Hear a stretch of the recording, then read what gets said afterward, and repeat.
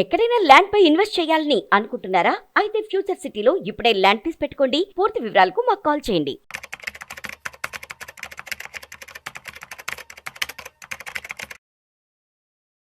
నమస్తే, welcome back to Suman TV. Present మనతో పాటు ఉన్నారు స్టాక్ మార్కెట్ అనలిస్ట్ సుందరామరెడ్డి గారు.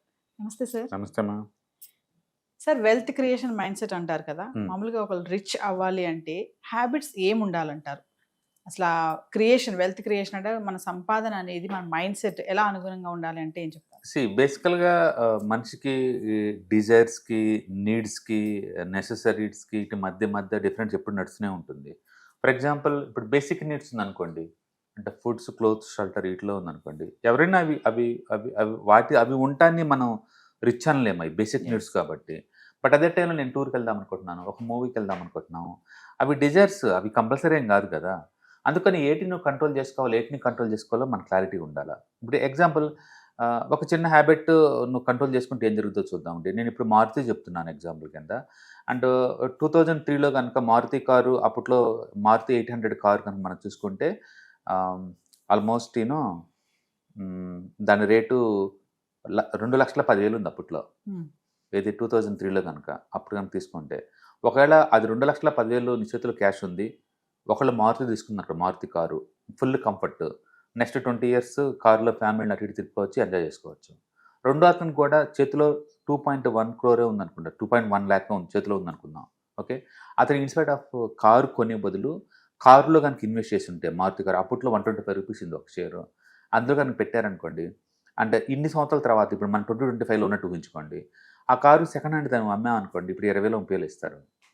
బట్ ఇన్ని సంవత్సరాలు ఫుల్ ఎంజాయ్ చేసి ఉంటావు. ఈజ్ ఇట్ నెసరీ అంటే మీరు మేబీ కార్ని ట్రావెలింగ్ కోసం వాడి ఉంటే అది నెసరీ, నీకు మనీ బోల్డ్ వచ్చి ఉంటుంది. అలా కాకుండా కంఫర్ట్ కోసం వాడామనుకోండి, మీ ఫ్యామిలీ మొత్తం కంఫర్ట్గా ఫీల్ అయి ఉంటుంది. అంటే షార్ట్ టర్మ్లో కంఫర్ట్ కోసం లాంగ్ టర్మ్ వెల్త్ క్రియేషన్ ఆపేయటం, అదనమాట. నీకు కారు కావాలనుకుంటే, ఎవరైతే కారు వద్దనుకుని డబ్బుల్ని కనుక 125 రూపీస్ దగ్గర మారుతిలో పెట్టున్నారనుకోండి, ఇప్పుడు దాని వర్త్ ఎంత అంటే, అప్పట్లో 125 షేర్స్ కనుక ఉంటే మొత్తం మీకు 1,680 షేర్లు వచ్చినాయి. అంటే ఇప్పుడు కరెంట్ ప్రైస్ మనం చూసాం అనుకోండి, 16,000 రూపాయలు ఉంది ఈ షేరు, దగ్గర 2.7 crore అయింది. ఓకే, అంటే కారు కొంటే మిగిలింది 20,000 20 years తర్వాత. అంటే కారులో కంపెనీలు ఇన్వెస్ట్ చేసుకుంటే మీకు వచ్చింది ఎంత? 2.7 crore వస్తుంది. కాబట్టి ఏటిని నెససరీ అవుతుంది, ఏటిని వాంట్స్ లేదా డిజైర్స్ని కంట్రోల్ చేసుకోవాలనేది మీకు క్లారిటీ ఉండాలి. ఇప్పుడు మనం అలా చెప్పామనుకోండి, జనాలు సెటర్లు వేస్తారు, రోజుకి 3 మూటలు అన్నం తినే బదులు ఒక్క పూట మానేసి ఆ డబ్బులు ఎస్ఐపీలో పెట్టుంటే మీరు 20 years తర్వాత కరోడ్పతి అవ్వచ్చు అని చెప్తారు. కానీ అది నెసరీ. వాటిని మానుకోమని మనిషినుడు ఎవరు మీకు అడ్వైజ్ ఇవ్వరు. లేదా పత్తి పండగని పోస్ట్ పోన్ చేసుకొని ఆ డబ్బులను తీసుకెళ్ళి ఎస్ఐపీలో పెట్టుకొని 20 years కరోడ్పతి అవ్వండి అంటారు. అవి నెసరీ, దాన్ని పోస్ట్ పోన్ చేసుకుని ఎవరు అనరు. అందుకని మీకు క్లారిటీ ఉండాలి, ఆ లైన్ తెలిసి ఉండాలి, ఏటిని నెసరీయో ఏటిని నెసరీ కాదు పోస్ట్ పోన్ చేసుకోవచ్చు, మీకు క్లారిటీ ఉండాలి. అందుకని సాధ్యంత వరకు మీ వాంట్స్, డిజైర్స్ మొత్తాన్ని పోస్ట్ పోన్ చేసుకొని కనుక ఫస్ట్ వెల్త్ క్రియేషన్ మీద ఫోకస్ చేశారనుకోండి, అది ఇంకా ప్రొడ్యూస్ చేస్తూ ఉంటుంది. ఇప్పుడు నాకు 2 కోట్ల అది కారు కొనే బదులు దాంట్లో పెట్టామనుకోండి, ఇప్పటి నుంచి కొన్ని తరాల వరకు కారులో తిరగచ్చు కదా ఇంకా. ఎందుకంటే ఆ 2 crores నుంచి నీకు ఎవ్రీ మంత్ 2 lakh వస్తూ ఉంటుంది. మంత్లీ ఒక కారు కొనుక్కోవచ్చు కదా నువ్వు కావాలంటే ఇంకా జీవితకాలం. అందుకని మీరు ఇనిషియల్గా లైఫ్ డెవలప్ అయ్యేటప్పుడు తక్కువ డబ్బు ఉన్న వాళ్ళందరూ కూడా లేదు, అంటే సేవింగ్స్ చేసుకుంటూ దాన్ని బాగా వెల్త్ క్రియేట్ అయ్యే చోట ఇన్వెస్ట్ చేసుకోవడం చాలా బెటర్ అనమాట. తక్కువ డబ్బు ఉన్నప్పుడు ఈ కార్లు కొంటాలు అన్నెసరీ అమౌంట్ని మీరు దాన్ని పెట్టకూడదు అనమాట. అది అందుకని మీకు నెసెసిటీకి అన్నెసరీకి తేడా తెలిసి ఉండాలి క్లారిటీగా. అంటే ప్రతి అకేషన్ పోస్ట్ పోన్ చేసుకోమని మేము అనంగానే ఎండ్ ఆఫ్ ది హ్యూమన్స్లో ఎసెట్స్ ఏంటంటే ఓల్డ్ ఏజ్కి వచ్చిన తర్వాత మెమరీసే. ఒక ఓల్డ్ ఏజ్, ఒక 60 years వాళ్ళకి అప్పటికి ఆస్తులు ఏంటంటే మెమరీసే ఉంటాయి. అందుకని గుడ్ మెమరీస్ ఉంటూ అందరికి ఇంపార్టెంట్. బట్ అట్ ద టైంలో దానివల్ల మన లైఫ్ కంఫర్ట్గా ఉండాలి తప్ప కష్టపాలు అవ్వకూడదు అనమాట. కాబట్టి ఫస్ట్ వెల్త్ క్రియేషన్ మీద ఫోకస్ చేసుకోండి. అట్లీస్ట్ ఈచ్ వన్ ఒక 1 crore వర్త్ ప్యాసివ్ ఇన్కమ్లా పెట్టుకున్నారనుకోండి, మంత్లీ 1 lakh వస్తూ ఉంటుంది కాబట్టి లైఫ్ కట్టడం చాలా ఈజీ అయిపోద్ది. అది క్రియేట్ కాకముందు మీరు డిప్రిషియేషన్ ఎసెట్స్ క్రియేట్ చేస్తున్నారనుకోండి, దానివల్ల లైఫ్ చాలా స్ట్రగుల్ అవుతుంది అనమాట. అందుకని మీరు లైఫ్ స్టైల్ని బ్యాలెన్స్ చేసుకుంటూ ఉండాలి. మనం చూసాం, మనం ఎవరికైనా అడ్వైజ్ ఇచ్చానుకోండి, బెస్ట్ మీరు మంత్లీ 2,000-3,000 దీంట్లో పెట్టుకోమని వాళ్ళు చెప్తారన్నమాట, సిగరెట్లు మానండి, ఆ డబ్బుని మ్యూచువల్ ఫండ్లో పెట్టండి. అవును, కరెక్టే, అది దానివల్ల అది నెసరేం కాదు. అది ఫుడ్ అయితే కాదు కదమ్మా, Yes. తప్పేం లేదు. దాన్ని ఆపేయచ్చు. బ్యాడ్ హ్యాబిట్ ఆపేసుకొని మీకు వెల్త్ కావాలా, ఎస్ ఈ మైండ్ సెట్ షిఫ్ట్ అవ్వాలి, ఈ మైండ్ సెట్ నుంచి ఆ మైండ్ సెట్. అందుకని ఎంతో పీనాస్గా ఉంటే ఒక జనరేషన్ వాళ్ళకి వెల్త్ క్రియేట్ అవుతుంది, ఊరినే రావయ్యి. ఒక జనరేషన్ వాళ్ళు వెల్త్ క్రియేట్ చేయాలంటే చాలా స్ట్రగుల్. తర్వాత వాళ్ళ కిడ్స్ ఏంటంటే ఇక ఆటోమేటిక్గా ప్యాసివ్ ఇన్కమ్ జనరేట్ అవుతుంది కాబట్టి వాళ్ళు ఎలా ఎంజాయ్ చేసినా వాళ్ళకి ఏం కాదు. బట్ ఫస్ట్ 1 crore చాలా టఫ్, ఇట్స్ వెరీ ఛాలెంజింగ్. అంటే కాంపౌండ్ అవటం చాలా స్లో అవుద్ది మొదట్లో, తర్వాత ఏంటంటే కాంపౌండ్ అగ్రెసివ్ అవుద్ది, ఎందుకంటే సైజు పెరుగుతుంది కాబట్టి కాంపౌండ్ కూడా స్పీడప్ అవుతుంది అనమాట. కాబట్టి మైండ్ సెట్ అంతా కూడా ఫస్ట్ 1 crore వచ్చేంత వరకు పీనాస్గా ఉండమంటాను. నెసెసరీ అయితే తప్ప ఖర్చు పెట్టకూడదు అని అంటాను. 1 crore దాటిన తర్వాత మీ ఇష్టం, మీ లైఫ్ స్టైల్, ఇది ప్యాసివ్ ఫండ్ క్రియేట్ అవుతుంది కాబట్టి మీకు నచ్చినట్టు లైఫ్ని స్పెండ్ చేయమంటాను.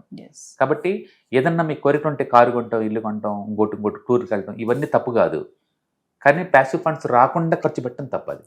బట్ అదే టైంలో మనం కొన్ని అడ్జస్ట్మెంట్ చేసుకోవచ్చు. ఊటీకి వెళ్దాం అనుకునే బదులు దగ్గరలో మన దగ్గరలో ఉన్న టూర్కి వెళ్ళొచ్చు, లోకల్ టూర్కి వెళ్ళొచ్చు. అంటే కాశ్మీర్లో ఒక టెంపుల్కి వెళ్ళే బదులు మన తిరుమల టెంపుల్కి వెళ్ళొచ్చు. ఇట్లా మీరు దాన్ని ఆల్టర్నేటివ్గా మార్చుకోవచ్చు. మొత్తానికైతే మీరు సేవింగ్ హ్యాబిట్స్ని పెంచుకోవాలి. సాధ్యంతో ప్రతి దాంట్లో కూడా లేదు, దీనికి ఆల్టర్నేట్ ఏదైనా ఉందా, తక్కువ రేటుకి వచ్చేది ఏదైనా ఉందా లేదా, అలా చూసుకుంటూ మనం ఆ అమౌంట్ని సేవ్ చేయడం ద్వారా అంటే ఫైనాన్షియల్ ఫ్రీడమ్ వస్తుంది. అంటే ఫైనాన్షియల్ ఫ్రీడమ్ చాలా మందికి అది డ్రీమ్ అండి, ఎందుకంటే దాన్ని రీచ్ అయ్యే లోపల ఉన్న అబ్స్ట్రక్షన్ చాలా ఎక్కువ. మీరు డిస్ట్రాక్ట్ అవుతారు ఈజీగా. అకేషన్స్ వస్తుంటే ఇంట్లో వాళ్ళకి మ్యారేజెస్, ఫంక్షన్స్ అని, హెల్త్ ప్రాబ్లమ్స్ అని వస్తూ ఉంటాయి. అది రీచ్ అవటం అంత ఈజీ కాదు, మధ్యలోనే డిస్ట్రాక్షన్ అవుతూ ఉంటాం. అందుకనే 1 crore సంపాదించడం చాలా తప్ప. ఒకసారి వచ్చిన తర్వాత మనీ కాంపౌండ్ అవటం చాలా ఈజీ. ఇన్కమ్ కూడా మనము డిఫరెంట్ సోర్సెస్ లో పెట్టుకోవాలంటారా సార్? మరి ఇన్కమ్ ఇంట్లో ఎంతమంది ఇన్కమ్ సోర్స్ ఉంటే మనకు అంత బెటర్ కదా. ఇంట్లో ఒకళ్ళే వర్క్ చేసే బదులు ఇద్దరు మీరు వర్క్ చేస్తుంటే డిఫరెంట్ వేలో వస్తుంటుంది. ఖాళీ కూర్చుంటే ఏమైందంటే అది డెవిల్ వర్క్ షాప్ అవుతుంది ఆ ఖాళీ కూర్చుని కాడి నుంచి. అదే మీరు వర్క్ చేస్తున్నారనుకోండి, మీకు అర్థమైంది కమ్యూనికేషను, కష్టపడటం ఏంటి, రానుబోను ఆ స్ట్రగులింగ్, వేరే వాళ్ళకి ఏం జరుగుతుంది ఇక్కడ, మీలో ప్రొడక్టివిటీ డెవలప్ అవుద్ది. వర్క్ చేయటం అనేది డబ్బు కోసం ఒక్కటే కాదు, అంతకు మించి మైండ్ సెట్ డెవలప్మెంట్ కోసం, కమ్యూనికేషన్ డెవలప్మెంట్ కోసం, ఓవరాల్ డెవలప్మెంట్ కోసం, సొసైటీ కనెక్టివిటీ కోసం, వీటి వల్ల మీరు వర్క్ చేస్తారు. అది డబ్బని కాదు. ఆ వర్క్ అనేది నీకు ఇష్టమైన వర్క్ అయి ఉండొచ్చు, వేరే వర్క్ అయి ఉండొచ్చు, అది that is different thing. But ఏదైనా సరే ప్రతి ఒక్కళ్ళు వర్క్ చేస్తూ ఉండాలి. ఆ వర్క్కి ఎంతకంత ఇన్సెంటివ్ లాగా మనీ వస్తూ ఉండాలి. ఆ మనీ ద్వారా ఫైనాన్షియల్ ఫ్రీడమ్ తెచ్చుకోవాలి. ఒకసారి ఫైనాన్స్ ఫ్రీడమ్ వచ్చిన తర్వాత నీకు నచ్చిన వర్క్ చేసుకోవచ్చు. చాలామంది అందుకే అంటారు నాకు పెయింటింగ్ అంటే ఇంట్రెస్ట్ అంటారు. పెయింటింగ్ వల్ల పెద్ద డబ్బులేం రావండి. ఫస్ట్ ఫైనాన్స్ ఫ్రీడమ్ తెచ్చుకోండి, పెయింటింగ్ అవ్వండి. పెయింట్ ఇష్టం తప్పేం లేదు. నాకు డ్యాన్స్ అంటే ఇష్టం చేసుకోండి, ఫస్ట్ ఫైనాన్స్ ఫ్రీడమ్ తెచ్చుకోండి, తర్వాత మీతో. ఎందుకంటే అందరి కెరీర్లో ప్రభుదేవాలు అవ్వలేరు, ఛాన్స్ తక్కువ దానికి. దానికన్నా ముందే వేరే వాటిలో ఛాన్స్ త్వరగా ఉంటుంది కదా. ఆ త్వరగా వచ్చే వాటిలో మీరు కష్టపడి అంటే ఫైనాన్స్ ఫ్రీడమ్ తెచ్చుకొని ఇంక తర్వాత మీ ఇష్టం, రెస్ట్ ఆఫ్ ది లైఫ్ మీ ఇష్టం అనమాట. అట్లా పాజిటివ్గా మనీ మేక్ ఎక్కడైతే చేయగలుగుతారో అక్కడ చేయండి. తర్వాత ఫైనాన్స్ ఫ్రీడమ్ తెచ్చుకొని ఏమైనా చేయొచ్చు. ఏదైనా కానీ వెల్త్ క్రియేషన్ మైండ్ సెట్ అనేది అప్రిషియేషన్ ఎసెట్స్ మీద ఫోకస్ చేసుకుంటూ పోవాలి స్టార్టింగ్ కెరియర్లో. అంటే డిప్రిషియేషన్ ఎసెట్స్ మీద ఫోకస్ చేయకూడదు, ఎందుకంటే అది వెల్త్ తగ్గిస్తుంది కాబట్టి. ఓకే, ఫ్యామిలీ మొత్తం ఒక గ్రూప్ లాగా డిస్కస్ చేసుకుంటూ మన వెల్త్ ఎలా క్రియేట్ అవుతుందో ఫోకస్ చేసుకోవాలి. అన్ఫార్చునేట్లీ సొసైటీలో ఏమొద్దంటే మేలంగానే కొంచెం ఈగో ఇష్యూస్ ఉంటాయి, డిస్కస్ చేయడు ఫ్యామిలీతోటి. అందుకని ఫ్యామిలీకి వాళ్ళకి మధ్య గ్యాప్ వస్తుంది. అండ్ అతను ఏం చేస్తున్నాడు, ఫ్యామిలీ చెప్పడు. నిజం చెప్పండి, అతను కూడా ఫ్యామిలీ కోసం కష్టపడుతుంటాడు కానీ చెప్పేసి అక్కడ గ్యాప్ వస్తుంది అనమాట. వీళ్ళు ఏదో శారీ అడుగుతారు, ఏ ఖర్చు దండగా అంటాడు, ఎక్స్ప్లెయిన్ చేయడు. ఇలా ఫండ్ క్రియేట్ చేస్తున్నా మన ఫ్యామిలీ కోసం, ఇది తర్వాత ఎంజాయ్ చేయడం కోసం ప్రస్తుతానికి పోస్ట్పోన్ చేసుకుని చెప్పడు. బట్ ఆ ఈగో ఇష్యూస్ పక్కన పెట్టేసి ఫ్యామిలీతో గుడ్ బ్యాడ్ వరస్ట్ డిస్కస్ చేయడం ద్వారా ఏంటంటే కమ్యూనికేషన్ గ్యాప్ ఉండదు. ఫ్యామిలీ మొత్తం ఒక యూనిట్లో కష్టపడితే అది రీచ్ అవడం చాలా ఈజీ అనమాట.